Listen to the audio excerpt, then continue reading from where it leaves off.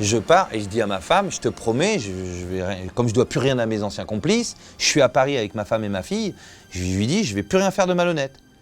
Mais je fais quand même un dernier petit truc malhonnête, c'est que je falsifie les diplômes d'une cousine à moi et l'identité d'une cousine à moi, je falsifie tout et je me fais embaucher sous un faux nom dans une société d'ambulance attachée au SAMU de Paris. Alors que j'ai jamais fait de SAMU de ma vie. Et j'apprends tout sur le tas. Les motards, ils me stoppaient, stop, vous allez sur... Je sortais la feuille de SAMU, je dis on va sur un SAMU, on vous escorte. J'étais en cavale, t'imagines, escorté par les motards dans tout Paris, les Champs-Élysées en sens interdit, tout ça. Ça paraît trop facile. Je sais pas, t'es en cavale, t'es connu quand même physiquement. J'étais pas connu trop physiquement dans toute la France. J'étais connu physiquement en Normandie. J'imagine que toute la police a quand même ta photo, non, ton identité. des évadés comme moi, il y en a plein dans toute la France. T'es connu quand tu te fais, par exemple, la une de la télé de partout, que c'est des évasions. Ferrara, par exemple, quand ils ont fait péter Fresnes, ouais, lui, il est obligé de se posticher. Moi, j'étais obligé de me posticher quand j'étais en Normandie. En Normandie, j'étais connu comme le loup blanc. Ouais. Mais dès que je passais les 2 premiers péages, je tirais toute la postiche, j'avais tout le temps une identité complète que je connaissais par cœur.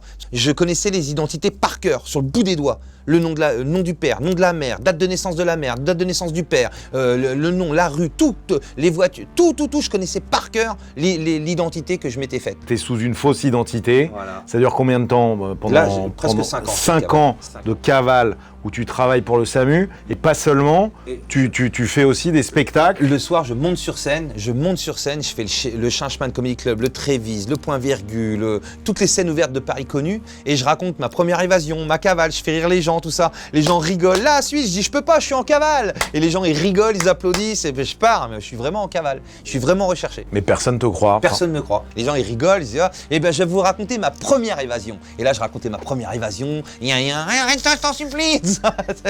Et voilà, tac. Mais donc, t'es plus que culotté, t'es quand même un peu dingue. D'ailleurs, tu dis, on t'appelait le fou à un moment. On m'appelait le fou. Parce que là, tu joues avec ton histoire, tu dis la vérité à des gens qui te croient pas parce que t'es en train de dire la vérité, t'es en train de dire que t'es en cavale. On peut pas le croire que tu sois aussi dingue. Mais pourtant, tout est Mais qu'est-ce qui te pousse à faire ça?